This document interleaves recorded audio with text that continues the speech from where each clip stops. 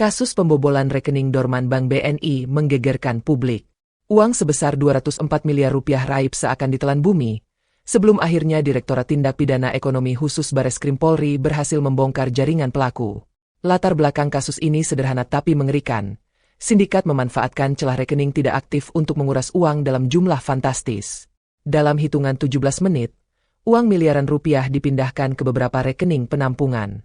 Sistem perbankan yang seharusnya memberi peringatan justru tak bereaksi. Puluhan transaksi berlangsung kilat, seperti operasi yang sudah dihitung dengan presisi.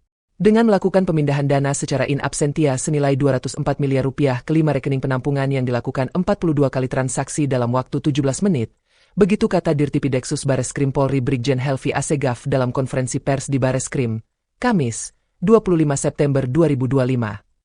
Kasus ini diduga terjadi pada 20 Juni 2025 dan berhasil diungkap Subdit 2 Perbankan Ditipideksus Bareskrim Polri. Bagi polisi, pola ini bukan pekerjaan amatir. Ada koordinasi, ada akses, bahkan ada orang dalam. Bagaimana mungkin rekening dorman bisa bangun tiba-tiba dan mengalirkan dana raksasa? Jejak transaksi akhirnya membuka tabir. Dari balik layar, muncul sekelompok orang yang mengaku bekerja untuk negara. Mereka menyebut diri sebagai bagian dari Satgas Perampasan Aset. Namun kebenarannya, identitas itu hanyalah topeng. Helvi mengungkapkan, sejak awal Juni 2025 Satgas Perampasan Aset abal-abal ini menemui kepala cabang pembantu salah satu bank BNI di Jawa Barat. Dalam pertemuan itu mereka merencanakan pemindahan dana pada rekening dorman.